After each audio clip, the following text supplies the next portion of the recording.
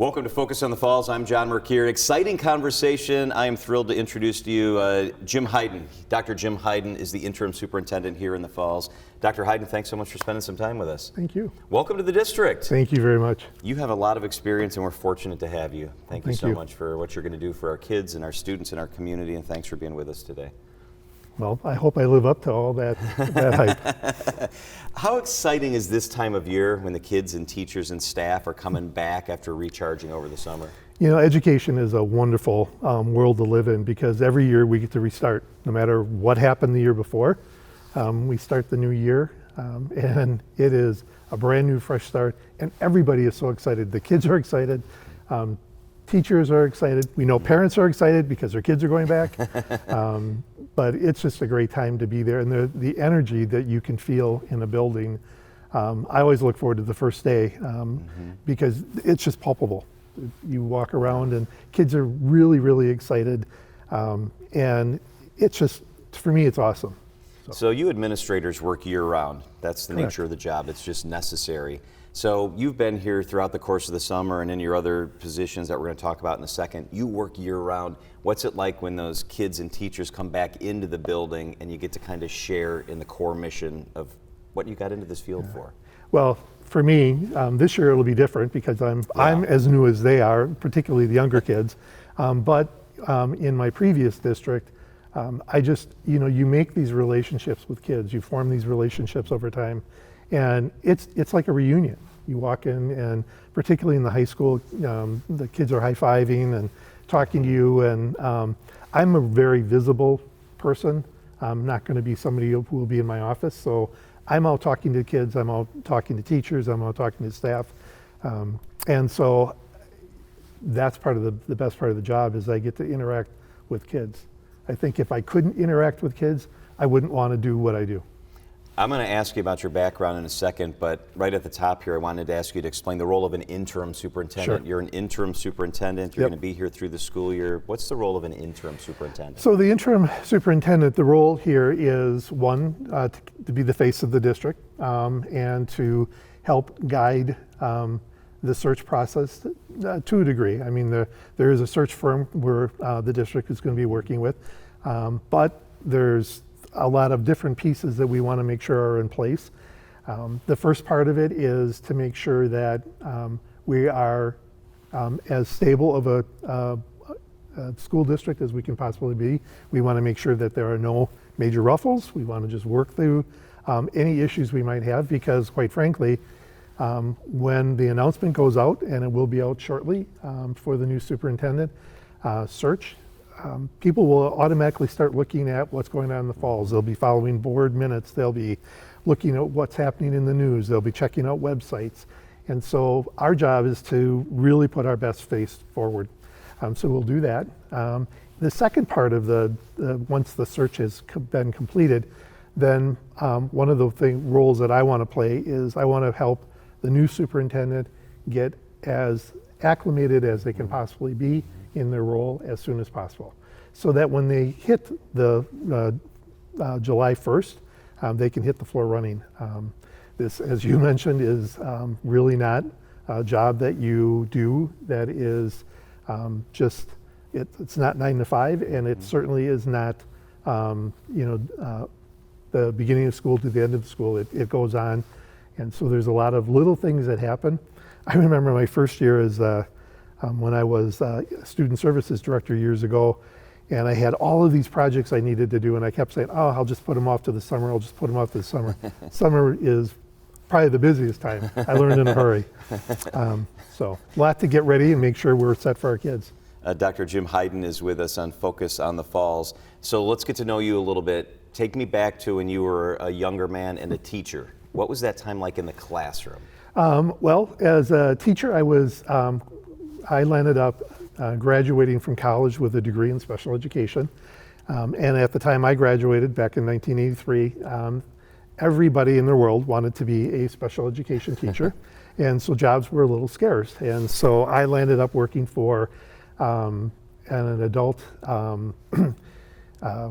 workshop where people with disabilities would actually come and do a sheltered workshop.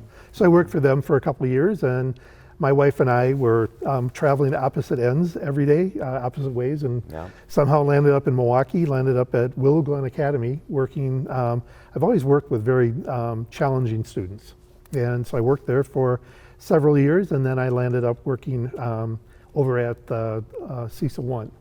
And so my classroom experience has been non-traditional, but it's been very, very rewarding in the long run. I love the impact you can have with, and when I worked for the sheltered workshop, the impact you can have with people. What you don't realize is the difference that you make. And you do start realizing when you get to be my age and people are coming to you and saying, you know, Jim, thank you so much for what you did for my family. 20 years ago you made an impact, and I just did my job. Yeah. And when you're right on top of it, you don't realize it sometimes. Absolutely not. So that part was really exciting. I enjoyed being a teacher. I was very lucky when I went to CISA 1 because at the time, the state, the way they operated, we were an intermediate between the Department of Public Instruction and local school boards, and each CISA specialized in something, and my CISA specialized in transition services for special ed students. So Perfect. I got to do a lot of work around the groundwork for transition, was on the forefront for a lot of that, so that was kind of fun. Tell me about your time in Cudahy. You had a long, distinguished career in I did. Cudahy. Yes, Tell I us did. about the Cudahy School District. Well, I was thrilled to become the Director of Student Services in Cudahy in 1996. I had decided, I'd worked at the CISA for about 9 years and decided it was time to get into a school district if I wanted to really make an impact. And the beauty of working for the CISA is I get to work with 42 school districts Wow. in the Milwaukee Yeah. area, so Yeah. I knew where I wanted to be.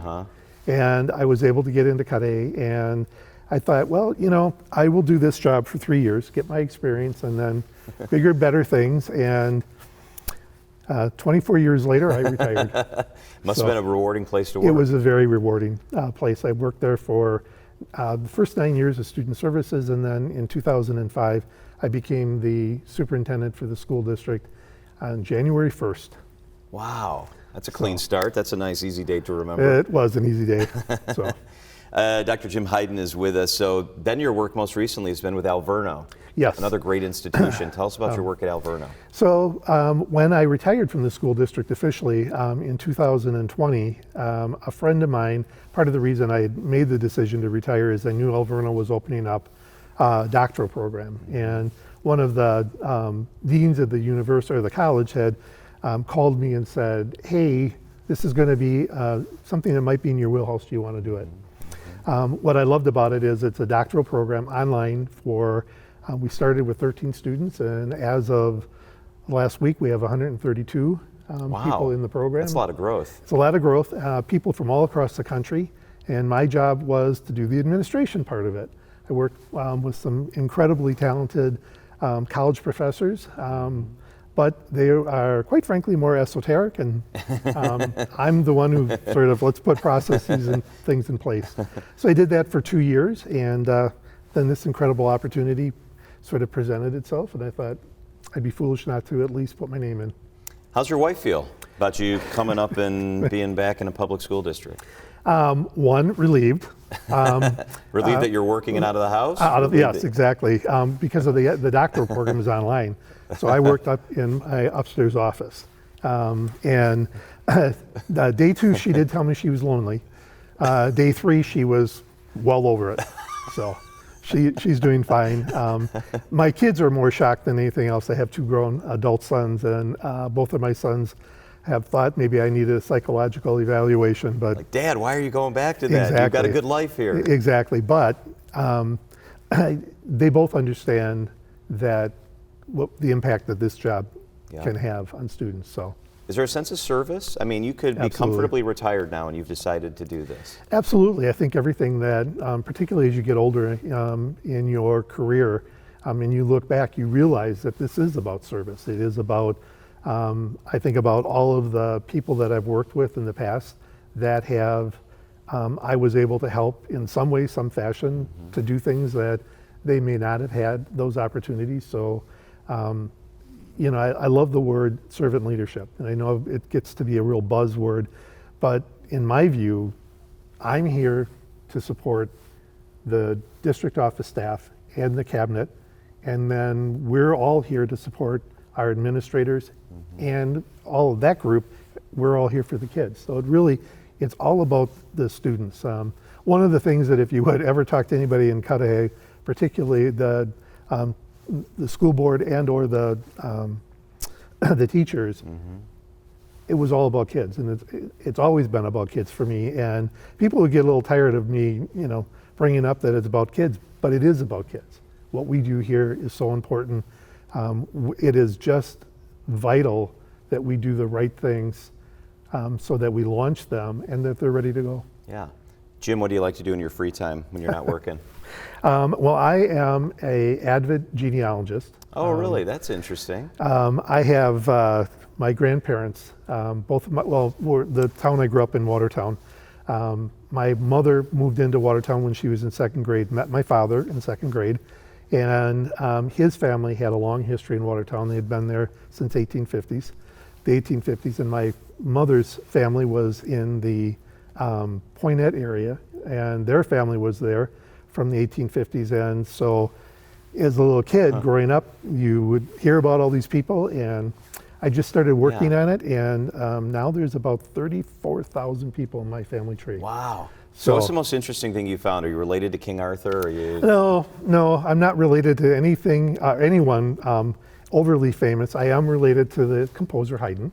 Oh, wow. That's kind of cool. That is a connection in there.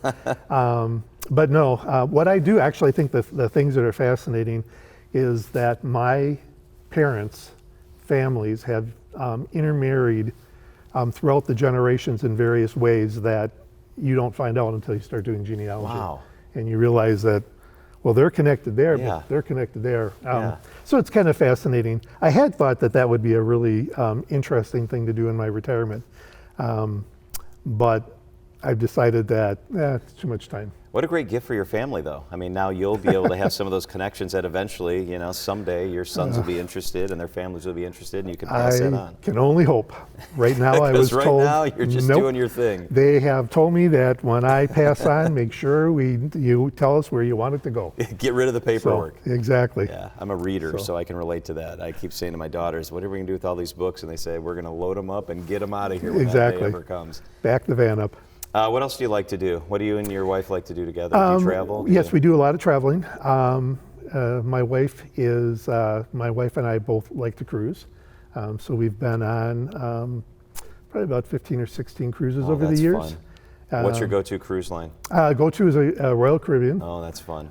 So we've been doing that. I love the Disney cruises when the kids were younger, but we've been most recently for the last 15 years in Royal Caribbean, and we're starting to slow down on that a little bit. My wife has requested we do a few more land vacations for a while, so we'll check that out and see how that goes.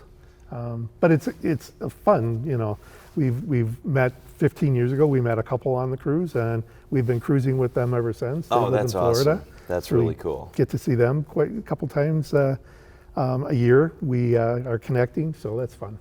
Well, we are glad that you're here. The district is lucky to have you. It's not easy to find a guy with your experience to do the important work that's going to need to be done in the course of the next year or so. So we appreciate you being here. Excellent. Thank you. And thanks for joining us on Focus on the Falls. Thank you very much. I'm John Mercure. We'll see you next time.